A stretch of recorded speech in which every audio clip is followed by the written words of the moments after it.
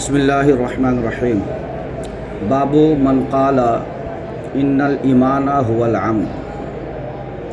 یہ باب ہے اس شخص کے بیان میں کہ جس نے کہا کہ بے شک ایمان وہ عمل ہے۔ یعنی میں آپ کو بتا چکا ہوں کہ تین چیزیں ہیں، ایک ہے اقرار باللسان، دوسرا ہے تصدیق بالجنان، اور تیسرا ہے عمل بالجوارح۔ سبھوں کے نزدیک اقرار باللسان کے لیے اور عمل بالجوارح کے لیے تصدیق باللسان ضروری ہے، سب کے نزدیک۔ بعض لوگ وہ ہیں جو فرقہ باطلہ سے تعلق رکھتے ہیں، جیسے کرامیہ وغیرہ، انہوں نے صرف اقرار باللسان کو ایمان بتایا ہے، جو کہ یہ قول مردود ہے، اور جمہور علماء اہل سنت کے نزدیک ان کا قول مقبول نہیں ہے۔ اب یہاں امام بخاری اس حیثیت سے اس حدیث پاک کو لا رہے ہیں اور اس بات کا ذکر کر رہے ہیں کہ چونکہ ان کا دعویٰ ہے کہ اعمال بالجوارح یہ ایمان کا جز ہے، تو اب وہ ساری حدیثیں، بلکہ ایک حدیث ہے اور چند آیات کریمہ ہے، اس سے پھر استدلال کر رہے ہیں اپنی بات کو، اپنے موقف کو مزید مضبوط کرنے کے لیے، ٹھیک ہے نا۔ ہماری جو اس میں توضیح ہے وہ یہ ہے کہ ایمان تصدیق بالقلب کا نام ہے، اور تصدیق کرنا یہ قلب کا عمل ہے۔ کس کا عمل ہے؟ دل کا عمل ہے۔ تو اس بنیاد پر اسے عمل کہہ دیا گیا، نہیں سمجھے؟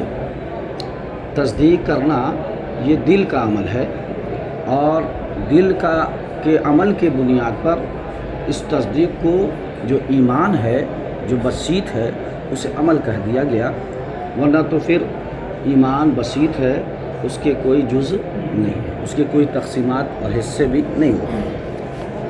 دیکھیے بسم اللہ الرحمن الرحیم باب من قال ان الایمان هو العمل۔ یہ باب ہے اس شخص کے بیان میں کہ جس نے کہا کہ بے شک ایمان عمل ہے، لقولہ تعالی، اللہ رب العزت کے اس قول کو دلیل بنا کر، وَتِلْكَ الْجَنَّةُ الَّتِي أُورِثْتُمُوهَا بِمَا كُنْتُمْ تَعْمَلُونَ، کہ یہ وہ جنت ہے جو تمہیں وراثت میں دی گئی ہے تمہارے اعمال کے بدلے میں۔ تو با یہاں پر کس کے لیے ہے؟ بدل کے لیے۔ کس کے لیے؟ بما کنتم تعملون۔ تو امام بخاری لا کر اس آیت کریمہ کو استدلال کر رہے ہیں کہ دیکھو اللہ رب العزت جنت دے رہا ہے مومنوں کو، کس کے بدلے میں؟ عمل کے بدلے میں۔ تو گویا عمل بھی کیا ہے؟ ایمان کا حصہ ہے۔ ہمارا وہی جواب ہے کہ ایمان عمل جوارح کا نام نہیں ہے، بلکہ عمل قلب کا نام ہے، عمل قلب کا نام ہے، اور وہ تصدیق ہے۔ وقال عدۃ من اہل العلم فی قولہ تعالی، اور بعض اہل علم نے اللہ کے اس قول میں بھی فرمایا، یعنی استدلال کیا، فوربک لنسألنہم اجمعین عما کانوا یعملون، تیرے رب کی قسم ہم ضرور ان تمام لوگوں سے ان چیزوں کے بارے میں پوچھیں گے کہ وہ کیا کر رہے تھے۔ یعنی تو کہا دیکھیے اللہ رب العزت وہاں عمل کے بارے میں پوچھ رہا ہے۔ ہمارا جواب یہ ہے کہ یہاں پر مخاطب کافرین ہیں۔ کون ہیں؟ کافرین مخاطب ہیں، اور اللہ رب العزت نے ایمان کے بارے میں وہاں سوال کرنا ہے ان لوگوں سے، عمل کے بارے میں نہیں۔ ایمان کے بارے میں کہ جب یہ سارے مومنین ایمان لے آئے تو پھر تمہیں بھی ایمان لے آنا چاہیے۔ تو وہی جواب ہوگا کہ یہاں پر عمل قلب مراد ہے۔ کیا مراد ہے؟ عمل قلب مراد ہے، اور اس سے مراد جو ہے ایمان پر سوال کرنا۔ ان قول لا الہ الا اللہ لمثل هذا فلیعمل العاملون، لا الہ الا اللہ کے قول کو بنیاد بنا کر کہ اسی کے مثل انہیں عمل کرنا چاہیے۔ تو یہ لا الہ الا اللہ کیا ہے؟ یہ ایمان ہے، لا الہ الا اللہ پر یقین رکھنا، اس کی تصدیق کرنا کیا ہے؟ ایمان ہے۔ تو لمثل ھذا، تو اسی کے مثل فلیعمل العاملون، عمل کرنے والوں کو عمل کرنا چاہیے۔ مطلب یہی ہے کہ جس طرح اور لوگ ایمان لے آئے، انہیں کافرین مشرکین کو بھی اسی طرح ایمان لے آنا چاہیے۔ حدیث نمبر 26 ہے، یہ انہوں نے آیت کریمہ پیش کر کے استدلال فرمایا کہ میں جو کہہ رہا ہوں میرا موقف بھی کیا ہے؟ درست ہے۔ حدثنا احمد بن یونس و موسیٰ بن اسماعیل، یہ دو راوی ہیں، ٹھیک ہے، یہ دونوں راوی ہیں، دونوں سے مروی ہیں۔ قالا، یہ دونوں فرماتے ہیں حدثنا ابراہیم بن سعد قال حدثنا ابن شہاب عن سعید المسیب عن ابی ہریرہ ان رسول اللہ صلی اللہ علیہ وسلم سئل ای العمل افضل فقال ایمان باللہ ورسولہ قیل ثم ماذا قال الجہاد فی سبیل اللہ قیل ثم ماذا قال حج مبرور۔ امام بخاری فرماتے ہیں کہ ہم سے حدیث بیان کی احمد ابن یونس اور موسیٰ ابن اسماعیل نے، وہ دونوں فرماتے ہیں کہ ہم سے حدیث بیان کی حضرت ابراہیم بن سعد نے، وہ فرماتے ہیں ہم سے حدیث بیان کی حضرت ابن شہاب زہری نے، وہ روایت کرتے ہیں حضرت سعید ابن مسیب سے۔ دیکھ رہے ہیں دونوں تابعی ہیں، حضرت ابن شہاب بھی تابعی ہیں اور حضرت سعید ابن مسیب بھی کیا ہے؟ تابعی ہیں، ٹھیک ہے نا، اور دونوں جلیل القدر تابعی ہیں۔ وہ روایت کر رہے ہیں حضرت ابو ہریرہ سے ان رسول اللہ صلی اللہ علیہ وسلم سئلا، کہ حضور علیہ السلام کی بارگاہ میں یہ سوال کیا گیا، کیا ای العمل افضل، یا رسول اللہ فرمائیں کہ کون سا عمل افضل ہے؟ دیکھیے عمل کے بارے میں سوال ہے، جواب کیا آ رہا ہے؟ فقالا، تو حضور علیہ السلام نے فرمایا ایمان باللہ ورسولہ، کہ اللہ اس کے رسول پر ایمان رکھنا۔ میں پہلے ہی بتا چکا ہوں، واضح کر چکا ہوں کہ حضور علیہ السلام مخاطب اور سامعین کے سوال اور اس کے احوال کے مطابق جواب دیا کرتے تھے۔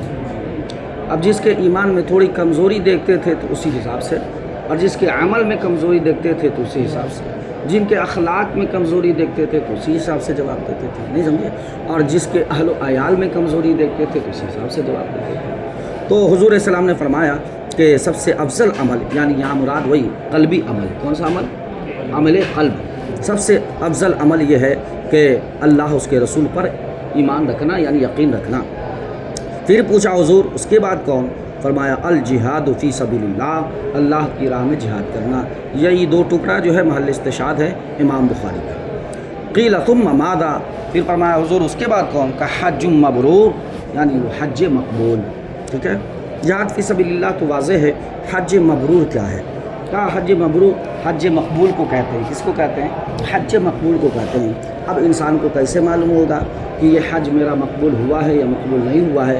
تو ہمارے علماء نے فرمایا کہ حج کرنے کے بعد جس کے حالات بدل جائیں، جس کے حالات بدل جائیں، اب مثال کے طور پر کوئی پہلے چوری کرتا تھا لیکن اللہ نے حج کی توفیق دے دی، اب وہ گیا حج کر کے واپس آیا تو اس کے حالات بدل گئے، یعنی اس کی حالت بدل گئی، اب چوری چھوڑ دیا۔ کوئی شراب پیتا تھا تو حج کے بعد شراب چھوڑ دیا، کوئی بے نمازی تھا تو حج کے بعد نماز شروع کر دیا، کوئی اور بھی گناہوں میں ملوث تھا تو حج کرنے کے بعد وہ سارے گناہوں کو چھوڑ دیا۔ تو یہ سب اشارہ ہے اس بات کی طرف کہ وہ حج کیا ہے؟ حج مقبول۔ بات اب ختم ہو گئی، لیکن چل رہی ہے وہی ساری باتیں جو کتاب الایمان سے تعلق ہے۔ باب اذا لم یکن الاسلام علی الحقیقۃ، وعلیکم السلام ورحمۃ اللہ۔ یہ باب ہے کہ جب اسلام اپنے حقیقی معنی پر نہ ہو تو وہ استسلام ہوتا ہے اور وہ خوف ہوتا ہے قتل سے۔ مراد یہ ہے کہ بہت سارے لوگ ایسے تھے جو اسلام کی حقیقت کو جانتے نہیں تھے لیکن پھر بھی ایمان لے آئے اور پھر بعد میں وہ سچے پکے مومن ہو گئے، اور بہت سارے لوگ ایسے تھے جو پھر گئے، جیسے حضور اسلام کے ظاہری وفات کے بعد بہت سارے مرتد ہو گئے، سمجھ گئے نا۔ تو یہ فرمانا یہ چاہ رہے ہیں کہ جب یعنی اسلام اور ایمان دونوں ایک ہی ہے، تو جب اسلام اور ایمان جو حقیقی معنی میں ہے یعنی تصدیق بالقلب اور عمل بالجوارح، ان کے نزدیک عمل بالجوارح اگر یہ نہ پائے جائیں نا تو سمجھ میں آئے گا کہ یہ اس کے اندر صرف ظاہری ایمان ہے۔ کیا ایمان ہے؟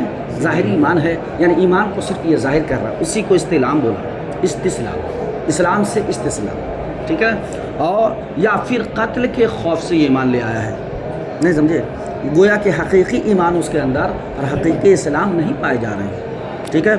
تو اس کو جو ہے اسلام کو دو معنی میں استعمال کیا جاتا ہے، کتنے معنی میں؟ دو معنی۔ وجہ تو اسلام کا معنی تو انقیاد ہے، کیا ہے؟ لغوی معنی انقیاد ہے، جھک جانا، ٹھیک ہے، اللہ کی بارگاہ میں سلنڈر کر جانا، حضور علیہ السلام کے فرامین پہ سلنڈر کر جانا، جھک جانا کہ اللہ تو سپر ہے، سپر پاور ہے تو، ٹھیک ہے نا، تو جو کہے گا میں مانوں گا، یہ سلنڈر، اسی کو اسلام کہتے ہیں، اور اس جو جھک جاتا ہے اسے مسلم کہتے ہیں۔ تو انقیاد ہے۔ اب یہ انقیاد دو طرح کے ہوتے ہیں، ایک انقیاد ہوتا ہے دل سے جھک جانا، دل سے کسی کو مان لینا، اور ایک ہوتا ہے ظاہراً کسی کو مان لینا۔ تو جو دل سے مان لیے ہیں اس کے اندر حقیقی اسلام ہے، حقیقی ایمان ہے، اور جو دل سے نہیں جھکا ہے تو اس کے اندر ظاہری ایمان ہے، ظاہری اسلام یعنی دکھاوا ہے، اسی کو ہم جماعت منافقین کہتے ہیں۔ کیا کہتے ہیں؟ تو یہاں پر استسلام اور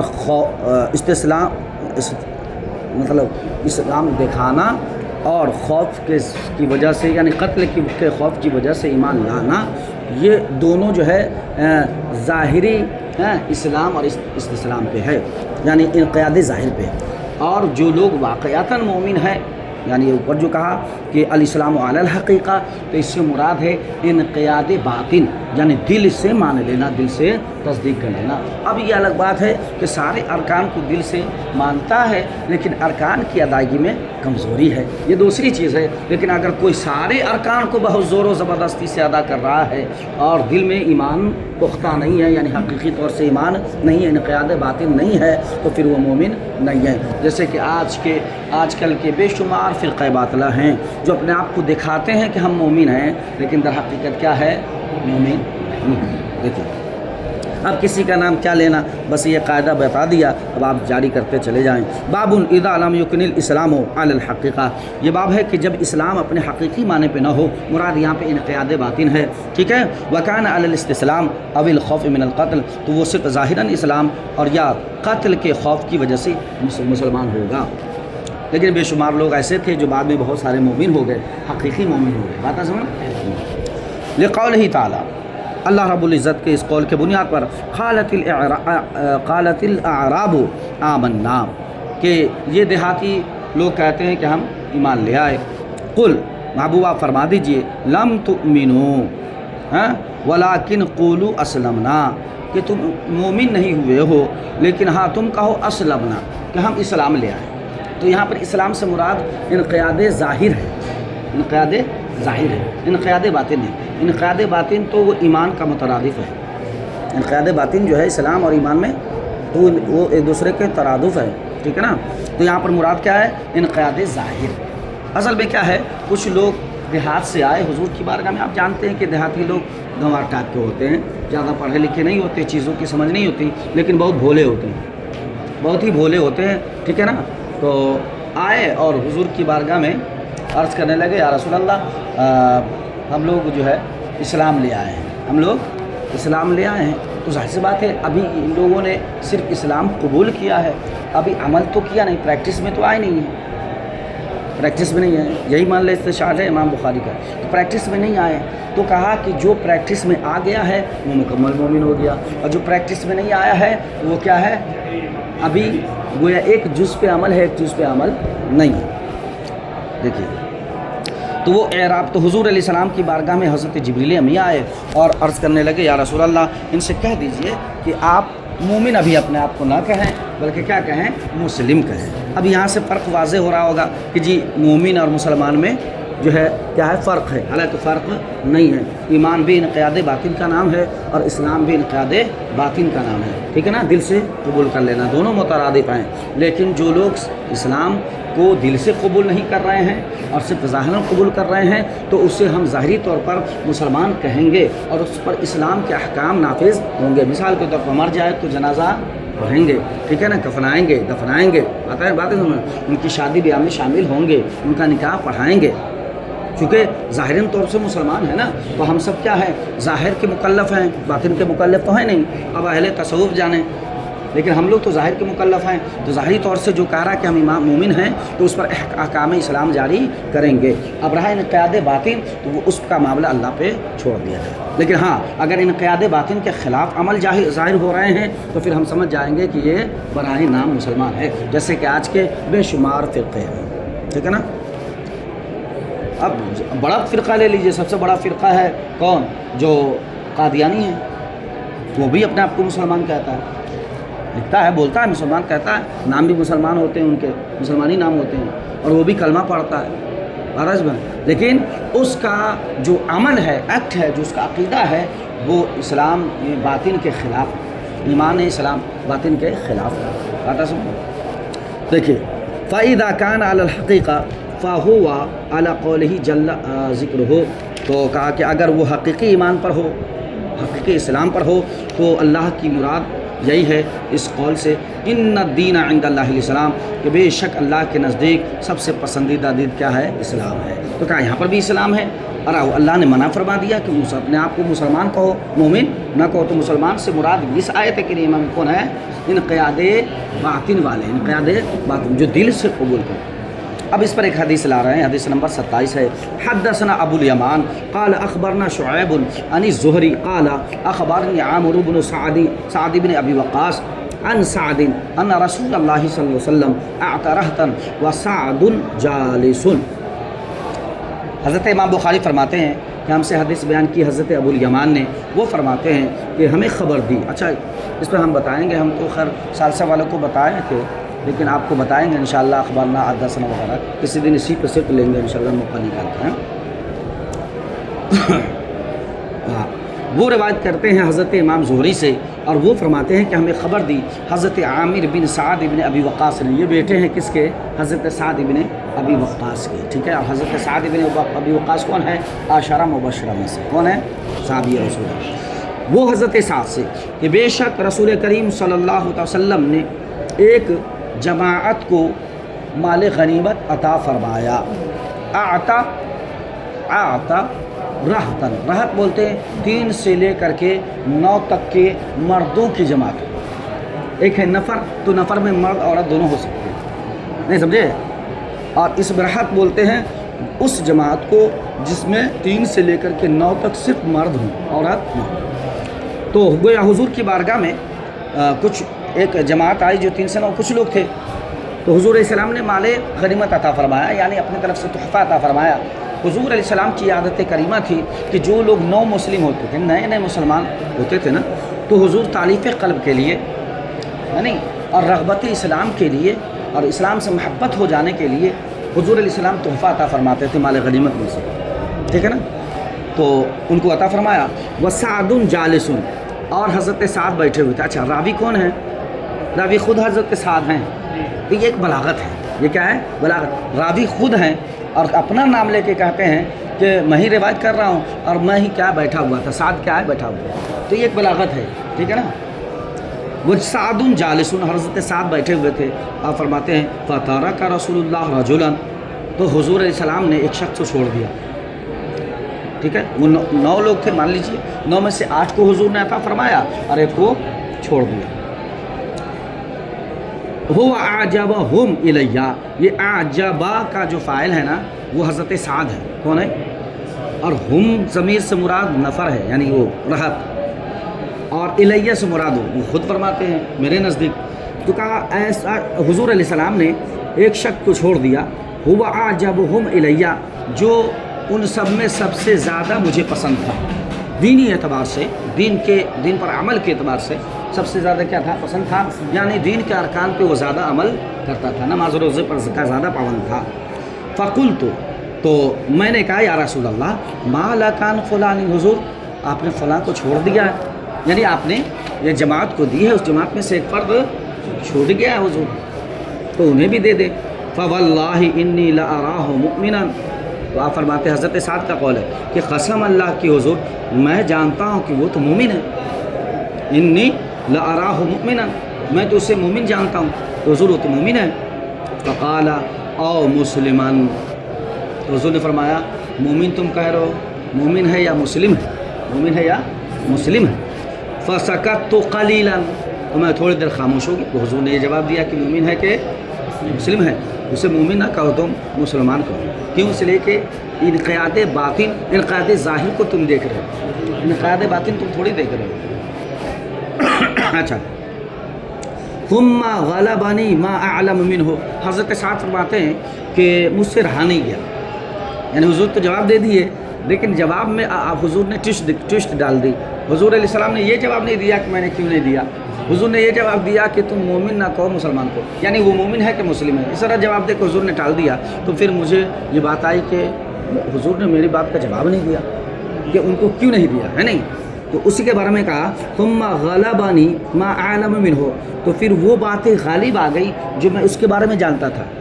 کیا بات جانتا تھا؟ کہ انی لاراہ مومنا، میں تو اسے مومن جانتا ہوں، میں تو اسے کیا جانتا ہوں؟ مومن جانتا ہوں. تو پھر حضور کی بارگاہ میں گئے. دیکھیے اس کا ترجمہ ایسے ہوگا ثم غلبنی ما اعلم منہ. پھر وہ باتیں مجھ پر غالب آ گئی جو میں ان کے بارے میں جانتا تھا. فعدت لمقالتی. تو میں حضور علیہ السلام کی بارگاہ میں بات پھر دوہرایا. فقلت، میں نے کہا حضور مالا کان فلان، حضور آپ نے ان کو عطا کیوں نہیں فرمایا؟ ٹھیک ہے. فواللہ انی لاراہ مؤمنا. پھر وہی بات، تو حضور میں تو اسے مومن جانتا ہوں، قسم خدا کی میں مومن جانتا ہوں. فقال او مسلما. تو حضور علیہ السلام نے فرمایا مومن کہہ رہا ہو، مسلم کہو. کیا کہو؟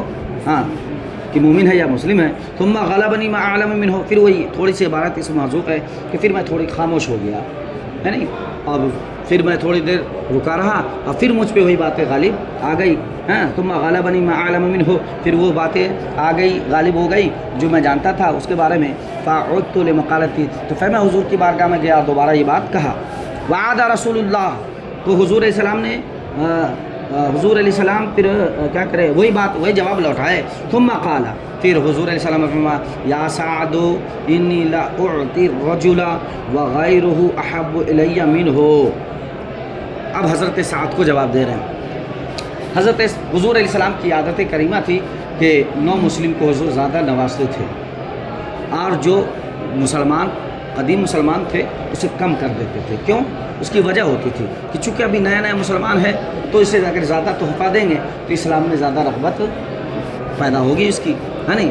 اور ایسا نہیں ہے کہ حضور جس کو عطا کر رہے ہیں زیادہ تو اس سے حضور زیادہ محبت کرتے ہیں، ایسا معاملہ نہیں ہے. بلکہ حضور خود فرما رہے ہیں کہ میں کبھی کبھی ان لوگوں کو زیادہ دے دیتا ہوں اس کے بنسبت جو لوگ مجھ سے زیادہ محبت کرتے ہیں اور میں ان سے زیادہ محبت کرتا ہوں. بات سمجھو. تو حضور نے فرمایا اے سعد، اب تیرا جواب یہ ہے انی لا اعطی الرجل، کہ میں انسان کو یا کسی مرد کو دیتا ہوں، ضرور دیتا ہوں. وغیرہ احب الی منہ، اور اس کا غیر میرے نزدیک بہت زیادہ محبوب ہوتا ہے. تو یہ عطا کرنا دینا اس بات کی دلیل نہیں ہے کہ محبت کم ہے یا زیادہ. بات سمجھنا.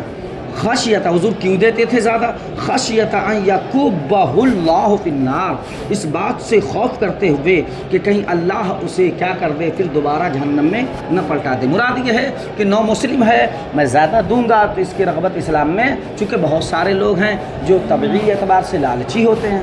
کیا ہوتے ہیں؟ ہم صحابہ پہ یہ بات نہیں کہہ رہے ہیں، ہم عام طریقے سے کہہ رہے ہیں صحابہ ہمارے سب سر کے تاج ہے، لیکن ایک مال کی محبت بھی ہوتی ہے جیسے اولاد کی محبت ہوتی ہے. نہیں سمجھے؟ تو کچھ لوگ ایسے بھی ہوتے ہیں طبعی طور سے جن کی طبیعت میں لالچ مال کی تمام رکھ دی جاتی ہے. تو ہو سکتا ہے کہ وہ اگر کچھ نہ ملے تو کہے کہ جی اسلام کا دامن تو خالی ہے، کچھ ملتا ہی نہیں ہے، کہیں نہ پلٹ جائے. چونکہ یہ سب کون تھے؟ دیہاتی تھے. کون تھے؟ دیہاتی تھے. اور دیہاتی علم میں بہت کم ہوتے ہیں، حالانکہ وہ بہت سیدھے سادے ہوتے ہیں. تو سیدھے سادے بھولے لوگوں کو بھٹکا دینا بہت جلدی بہت آسان ہے. نہیں سمجھے؟ اور پڑھے لکھے تو قلقال کریں گے. کیا کریں گے؟ قلقال کریں گے. تو حضور نے فرمایا ابو سعد، اے سعد میں دیتا ہوں کسی کو، اور حال یہ ہے کہ اس شخص کے علاوہ وہ شخص زیادہ میرے نزدیک کیا ہوتا ہے، دوسرا شخص محبوب ہوتا ہے. اس دیتا کیوں ہوں؟ کہا اس بات سے خوف کرتے ہوئے کہ کہیں اللہ اسے پھر دوبارہ جہنم میں پلٹا نہ دے، کہ اللہ نے میری وجہ سے اسے جہنم سے نکال دیا ہے، اب کہیں مان لو کم دیا تو پھر جا کے کہیں پلٹ نہ جائے، اسلام سے مرتد نہ ہو جائے، اس وجہ سے میں انہیں زیادہ دیتا ہوں.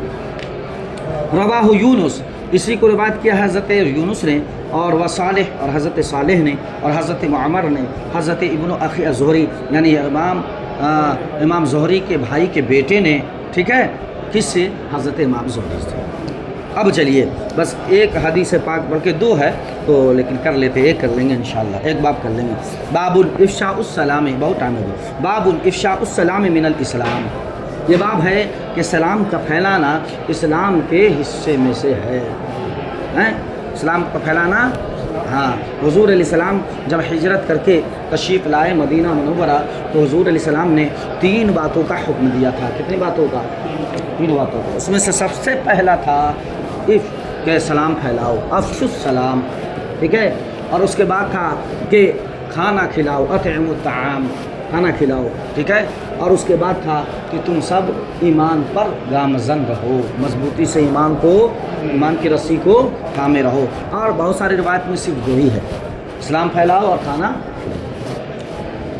تو اسلام میں سے ہے، تو اسلام کے نہیں سمجھے، اسلام کا جو شعبہ ہے 70 شعبے آپ جانتے ہیں، اس میں سے ایک حصہ ہے، ایک شعبہ ہے، ٹھیک ہے۔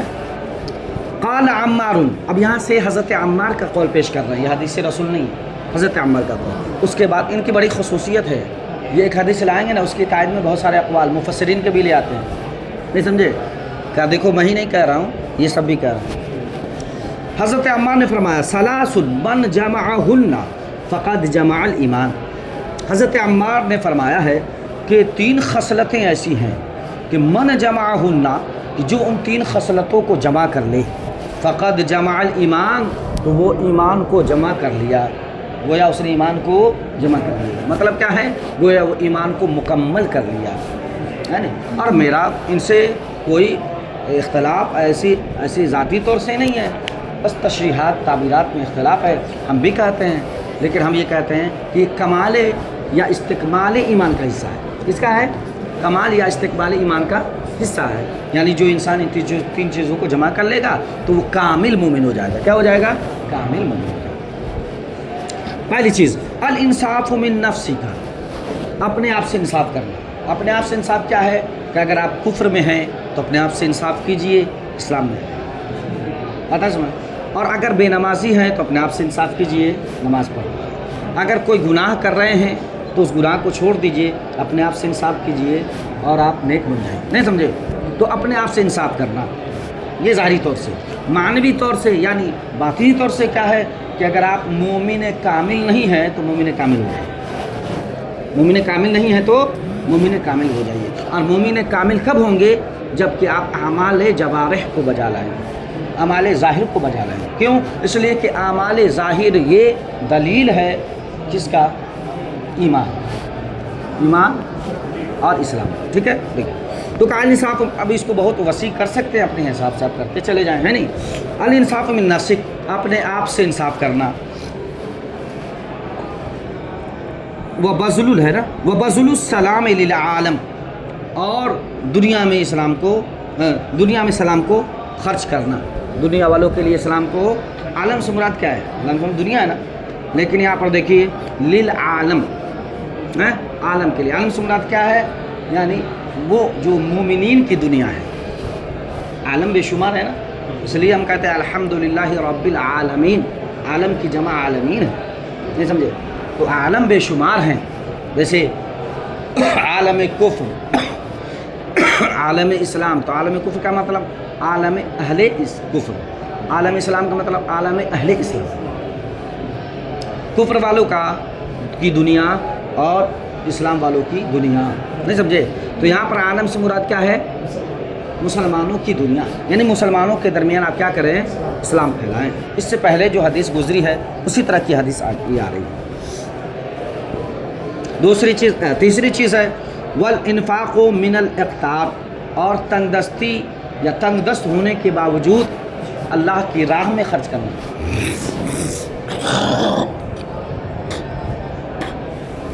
اللہ کی راہ میں خرچ کرنے سے مراد کیا ہے؟ تنگ دست ہونے سے مراد کیا ہے؟ کہ جیسے آپ کے پاس کثرت اہل و عیال ہے، اولادیں کی پرورش ضروری ہے، ٹھیک ہے نا؟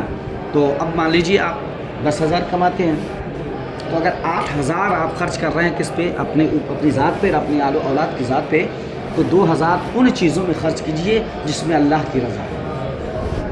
اب یہ نہیں کہہ رہا ہوں کہ آپ مسجد ہی میں دے دیجئے، ان چیزوں میں خرچ کیجئے جس میں اللہ کی رضا ہے، یعنی اللہ کی رضا کی نیت سے خرچ کیجیے. چونکہ تنگ دست ہے اور امیر کے لیے تو حکم ہی الگ ہے. تو تنگ دست ہے تو اب کس چیز میں خرچ کرنا ہے؟ تو اب وہ سامان خرید کر کے، اگر آپ واقعی تنگ دست ہیں تو وہ سامان خرید کر کے لائیے جو آپ کی اہل و عیال کی ضرورت ہے، اس نیت سے کہ اہل و عیال کی پرورش کرنا بھی کیا ہے؟ ثواب ہے. تو کم سے کم اتنا تو ہو سکتا ہے کہ آپ اپنی ذات پہ خرچ کیجئے، آپ اپنے اہل و عیال پہ خرچ کیجئے تو اللہ کی رضا کی نیت سے، اللہ کی رضا کی نیت. تو یہ بھی کیا ہے؟ انفاق فی سبیل اللہ میں آ جائے گا. ٹھیک ہے نا. اور اگر تھوڑی سی آپ کے اندر دولت ہے اور سخاوت ہے تو پھر اپنے اہل و عیال پر جو خرچ کرتے ہی ہیں 10 روپیہ کسی اور پہ بھی خرچ کر سکتے ہیں. اچھا، اور وہ سلام کو پھیلاؤ ہے نہیں عالم میں، تو اس پر گفتگو ہماری لگ بھگ پیچھے ہو چکی ہے. ٹھیک ہے نا، کہ پہچاننے سے مراد کیا ہے، نہ پہچاننے سے مراد کیا ہے، نہیں سمجھے. اب آگے چلتے ہیں. حدیث نمبر 28 ہے. حدثنا قتيبة قال حدثنا الليثي عن يزيد بن ابي حبيب عن ابي الخير عن عبد الله بن عمرو ان رجلا سأل رسول الله صلی اللہ علیہ وسلم اي الاسلام خير. بس ایک چیز کی طرف میں دھیان دلوا دیتا ہوں. ان یزیدہ ہم پڑھ رہے ہیں. کیا پڑھ رہے ہیں؟ ان یزیدہ. کیوں؟ اس لیے کہ یزید کیا ہے؟ غیر منصرف. یزید کیا ہے؟ ایک تو علمیت ہے، دو سبب چاہیے. ایک علمیت ہے اور ایک کیا وزن فعل ہے. مطلب تھوڑا سا بتا دیتا ہوں کہ میں بھی نحو جانتا ہوں. ہاں ٹھیک ہے.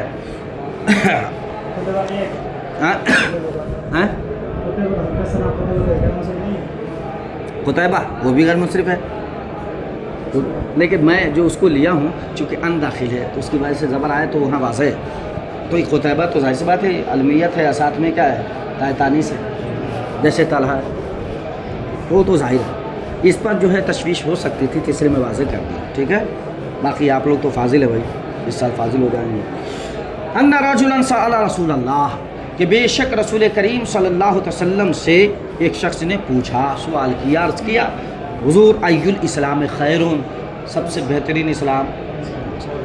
اب وہی تعبیر جو ہم پیچھے سے کرتے آ رہے ہیں. خصلۃ من خصال الاسلام مراد. قال تطعم الطعام. میں نے پہلے بتا دیا کہ حضور علیہ السلام حالت سائل کو دیکھ کر سوال کا جواب دیتے تھے. اب کوئی بخیل ہے تو حضور کہتے تھے کھانا کھلاؤ. کوئی بخیل ہے تو کہتے ہیں اللہ کی راہ میں خرچ کرو. نہیں سمجھے. اور کوئی سلام میں بخالت کرتا ہے تو پھر سلام کرو. ٹھیک ہے. کہا تطعم الطعام، کہا سب سے بہترین اسلام کے حصوں میں سے ایک حصہ یہ ہے کہ آپ بھوکوں کو کھانا کھلاؤ. کیا کرو؟ بھوکوں کو کھانا کھلاؤ. وتقرأ السلام علی من عرفت ومن لم تعرف. اور سلام پڑھو کا مطلب سلام کرو. سلام پڑھو کا مطلب سلام کرو اس شخص کو بھی جسے تم جانتے ہو اور اس شخص کو بھی جسے تم جانتے نہیں ہو. جاننے سے مراد ذاتی، خاندانی، قبیلہ جان پہچان، نسب کے اعتبار سے. تو جسے نسب کے اعتبار سے جانتے اسے بھی سلام کرو، اور جس مسلمان کا تعلق تم سے نسبی نہیں ہے اسے بھی سلام کرو. ٹھیک ہے. لیکن شرط یہ ہے کہ مسلمان ہو. اب جس کا اسلام ظاہر ہے کہ مسلمان ہے، لیکن یہ بات آ گئی کہ یہ اسلام کے بہت سارے ایکٹ کے خلاف چل رہا ہے، تو اسے ہم سلام کرنا حرام ہے. حد تو یہ ہے کہ فاسق کو بھی سلام کرنا کیا ہے؟ حرام. ہم نے اس سے پہلے گفتگو کر دی ہے، لیکن آج کے کچھ فاسق ہیں جسے آپ سلام کریں گے وہ آپ کو ضرر دے گا. یا کچھ فاسق ہے جو دینی معاملات میں آگے بڑھے ہوئے ہیں، جس سے ہمیں دین کی خدمت لینی ہے تو ہم اسے سلام کر سکتے ہیں. یعنی دین کا بھی نقصان نہ ہو اور اپنی ذات کا بھی نقصان. دیکھیے تو بات ختم ہو گئی. ٹھیک ہے. حضور سے پوچھا حضور سب سے بہتر اسلام، یعنی اسلام کی خصلتوں میں سے سب سے بہتر خصلت کون سی ہے؟ تو حضور نے فرمایا کہ آپ کھانا کھلاؤ بھوکوں کو، اور پھر ساتھ میں کیا کرو؟ سلام اسے کرو جسے آپ پہچانتے ہو، جسے نہیں پہچانتے. اب یہاں سے